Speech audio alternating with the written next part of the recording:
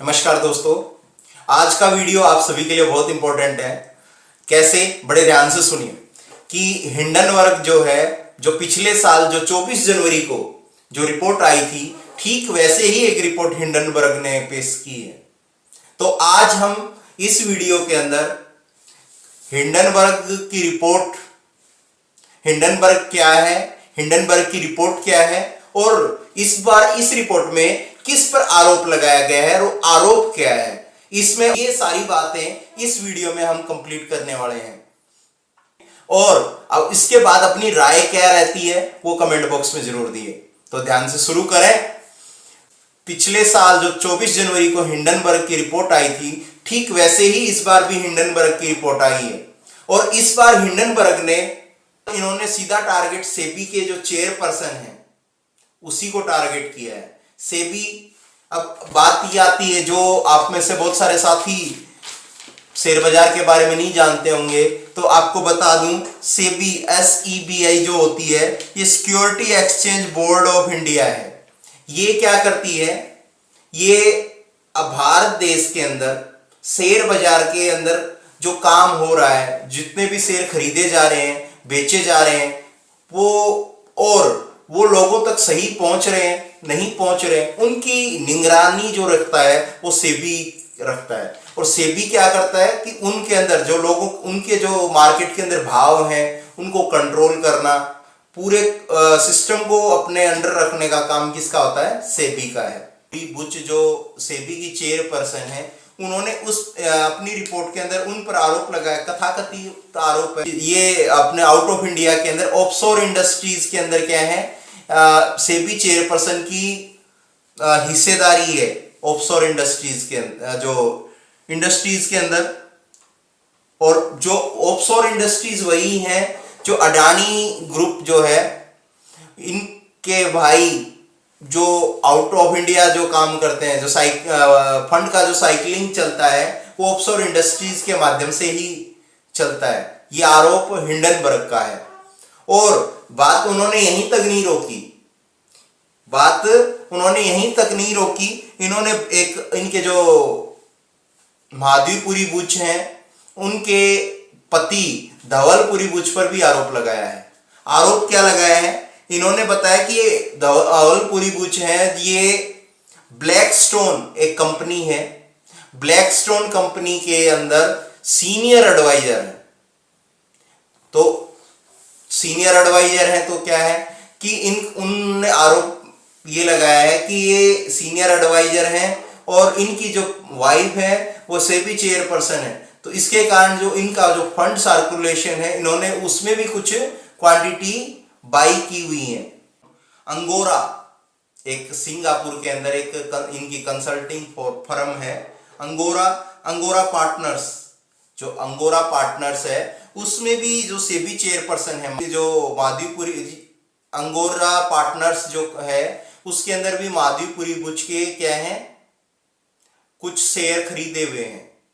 ये आरोप हिंडनबर्ग ने उस पर लगाया है। और अगला आरोप क्या लगाया है? इन्होंने बताया कि सेबी चेयरपर्सन होने के कारण जो पारदर्शिता होनी थी अडानी ग्रुप के ऊपर, उस पारदर्शिता में थोड़ी सी ढिलाई बरती है। ये आरोप हिंडनबर्ग ने सेबी चेयरपर्सन पर लगाए हैं। बात यही नहीं, उन्होंने बताया कि और भी साथ में क्या है कि उन्होंने ये बताया कि जो रीट्स नियम जो है ना, रीट्स नियम, उसमें भी क्या है, ढिलाई बरती है, छूट दी है। ये आरोप हिंडनबर्ग ने लगाया है। तो ये तो थी बात रही आरोप की। अब बात कर लेते हैं जी हिंडनबर्ग क्या है, हिंडनबर्ग ये क्या काम करती है। हिंडनबर्ग एक 10 से 12 लोगों की कंपनी है। ये क्या करते हैं, ये कंपनी की शुरुआत 2017 में हुई और ये क्या करती हैं, किसी भी देश के, ये पूरे वर्ल्ड की कंपनियां, जितनी भी कंपनियां हैं, चाहे वो अमेरिका की हों, चाहे वो आउट ऑफ भारत की हों या किसी और भी देश की, ये क्या करते हैं, खोजी पत्रकार जो होता है ना, उस तरीके से काम करते हैं। और काम क्या करते हैं, ये अलग अलग चीजों को खंगालते रहते हैं। एक जासूस जैसे काम करता है ना, वैसे काम करते हैं इन्होंने ये क्या करते हैं, ये अकाउंटिंग में कोई गड़बड़ी हो, किसी कंपनी के अकाउंट में कोई गड़बड़ी है, उसके ऑडिट में कोई गड़बड़ है, या उसका मैनेजमेंट में कुछ गड़बड़ है, उन सब बातों को जनता के सामने रखते हैं, उनका कहना है। लेकिन ये जनता के सामने नहीं रखते, इसमें ये अपना फायदा देखते हैं। बोले जी कईयों के दिमाग में आता होगा, आप सब जो वीडियो देख रहे हैं तो उनके दिमाग में ये भी आ रहा होगा कि इनमें इसका हिंडनबर्ग का क्या फायदा है। हिंडनबर्ग क्या करता है, ये शॉर्ट सेलिंग करता है। जो शेयर बाजार में इंटरेस्ट रखते हैं या जानकारी रखते हैं उनको इसके बारे में पता होगा। ये क्या करते हैं, जिसके बारे में, कंपनी के बारे में रिपोर्ट लेके आनी हो, बाद में उससे पहले ही उस कंपनी के अंदर अपने शेयरों को खरीद लेते हैं, और शेयर खरीद करके ये क्या करते हैं, उस पर आरोप लगाते हैं या कुछ जो रिपोर्ट पेश करते हैं, तो वो जो पहले जो भाव होते हैं वो एकदम से डाउन आ जाते हैं। समझ रहे हो मैं क्या कह रहा हूं? ये क्या करते हैं, उसके भाव डाउन आ जाते हैं। जैसे पहले कोई कंपनी के भाव या किसी शेयर के भाव 1000 रुपए थे, जैसे ही रिपोर्ट पेश इन्होंने की, आरोप कुछ लगाया, उस आरोप के बाद उस कंपनी के भाव 500 रुपए आ जाते हैं। एक एग्जाम्पल की बात कर रहे हैं। तो उससे क्या होता है, मार्केट तो जितनी मार्केट डाउन जाएगी उतना ही फायदा हिंडनबर्ग को होगा, क्योंकि इन्होंने पहले ही शेयर खरीद रखे हैं। ये क्या करते हैं, फिर उसमें ज्यादा प्रॉफिट कमाते हैं। ये बात समझ आ गई होगी। यही काम करते हैं, यही काम करके इन्होंने कई लाखों करोड़ों रुपए कमा लिए हैं। अब पिछली साल जब 24 जनवरी 2023 को इन्होंने एक रिपोर्ट पेश की थी अडानी ग्रुप के ऊपर, आप सभी को याद होगा। उस रिपोर्ट से इन्होंने ओनली अडानी ग्रुप, पर्सनल उन चीजों की बात नहीं कर रहे, अडानी ग्रुप को 1.44 लाख करोड़, ध्यान से सुनना, 1.44 लाख करोड़ रुपए का नुकसान हुआ था अडानी ग्रुप को। समझ आ रहा है? लेकिन उससे क्या होता है, मार्केट डाउन गई, ध्यान से सुनना, मार्केट डाउन गई, अडानी ग्रुप जहां था वहां वापस आ गया है, पिछले लास्ट 1-2 मंथ में बराबर आ गया है या आने वाला है। तो क्या मार्केट डूब गई? नहीं। अडानी ग्रुप डूब गया? नहीं, वहीं का वहीं है। इस बीच में जो आम आदमी थे, जो सेबी में पैसे लगा रखे थे, या लोकल इन्वेस्टर थे, या ट्रेडर थे, उनका नुकसान हुआ। रिपोर्ट से पिछली साल कोई खास रिजल्ट नहीं आया, इससे कोई खास रिजल्ट नहीं आया। लेकिन रिजल्ट ना आने के कारण भी क्या होता है, बोलो जी डाउन कैसे चली गई? आप में से बहुत सारों के दिमाग में आ रहा है जी डाउन कैसे गई मार्केट। यदि आप ये कह रहे हैं कि जी कुछ खास रिजल्ट नहीं आया, हिंदुस्तान में एक चीज होती है, यदि आपको कोई आदमी ये कह दे ना, ये चीज आप कोई सही काम भी कर रहे हो, आपको कोई ये कह दे कि ये काम गलत है, एक बार कहा, 2 बार कहा, तीसरी बार यदि कह दिया कि तू गलत है, ये सही नहीं है, तो तीसरी चौथी बार खुद ही कह देगा जी आप कह रहे हो तो ठीक ही होगा। क्यों? क्योंकि कॉन्फिडेंस की कमी खुद की रहती है। इसीलिए तो कहते हैं खुद पे विश्वास नहीं होता। होता यही है कि बाद में डाउन भी आया, शॉर्ट सेलिंग की उन्होंने, उसके बाद और भी बहुत सारी चीजें हुई, कंपनी के मार्केट डाउन गई, वापस अप आई, रिकवर हुआ। इन्होंने क्या बताया था, पिछली रिपोर्ट की हम बात कर लेते हैं। पिछली रिपोर्ट में इन्होंने ये कहा था कि जो अडानी ग्रुप है, इसकी सभी कंपनियों के जो रेट प्राइस हैं वो बढ़े हुए हैं। कैसे? इन्होंने बताया कि मैनिपुलेटिंग की हुई है, अडानी ग्रुप पे आरोप लगाया था। लेकिन कि हर एक कंपनी, जो 7 कंपनियां हैं, उन 7 कंपनियों के रेट बढ़े हुए हैं, मैनिपुलेटिंग की हुई है। दूसरा आरोप इन्होंने ये लगाया था कि मनी लॉन्ड्रिंग और अकाउंटिंग फ्रॉड, मनी लॉन्ड्रिंग का आरोप लगाया था अडानी ग्रुप के ऊपर। लेकिन बाद में क्या हुआ, कुछ खास नहीं निकला। वो बात कहां तक पहुंची, वो बात बहुत दूर तक पहुंची। और भी बहुत सारे आरोप थे, बहुत दूर तक। कहां तक? चाहे राजनीति हो, चाहे वो आपकी कोर्ट हो, यहां तक कि सुप्रीम कोर्ट तक बात गई, केस सुप्रीम कोर्ट में गया। लेकिन हुआ क्या?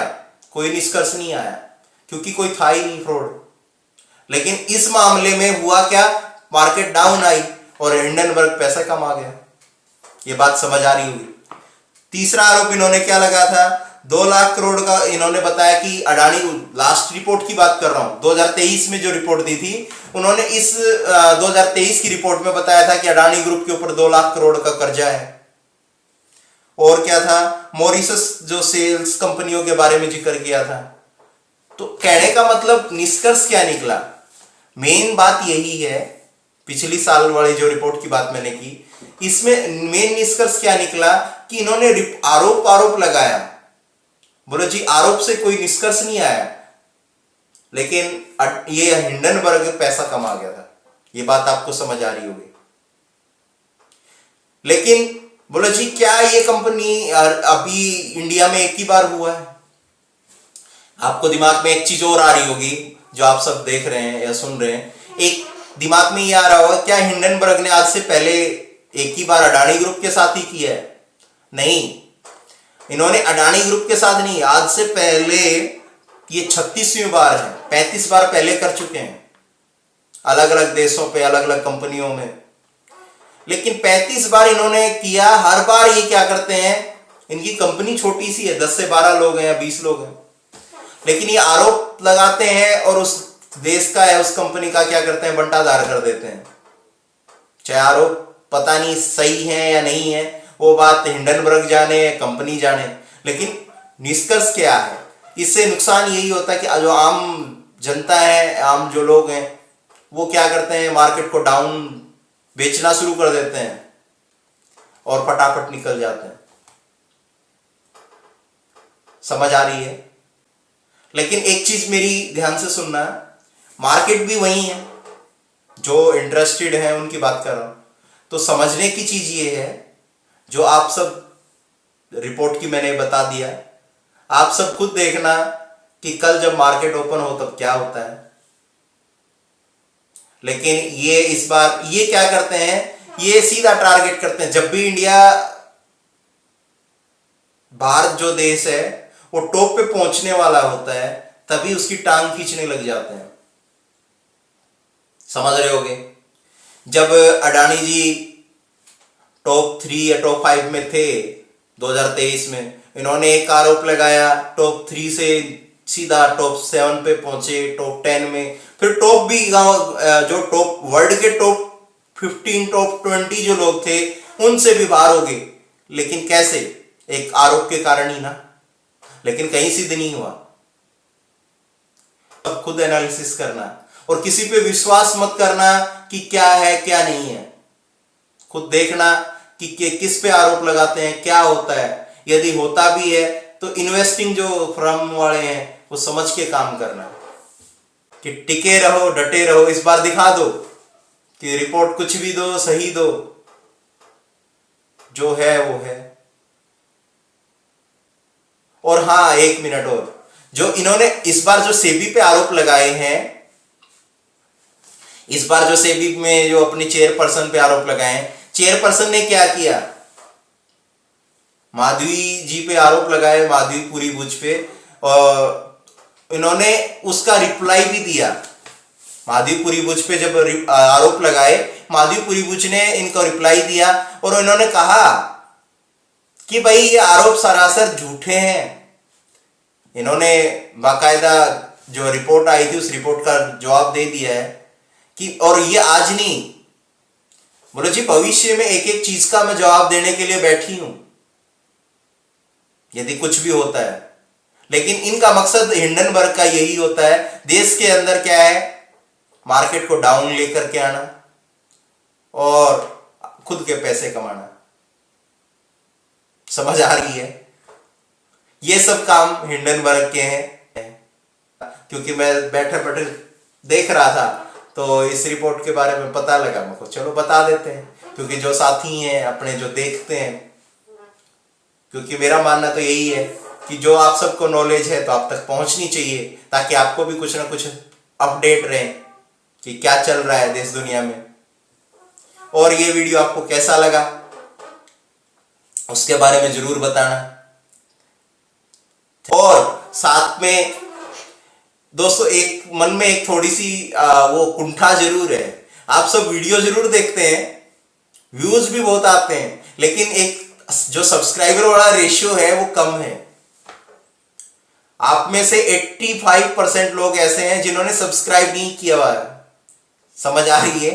ये बात बोलने की नहीं, खुद समझदार है, क्योंकि मन में आया मैंने बोल दिया। ये वीडियो आपको कैसा लगा उसके बारे में जरूर बताना। थैंक यू आप सभी को, अपना कीमती समय देने के लिए बहुत बहुत धन्यवाद।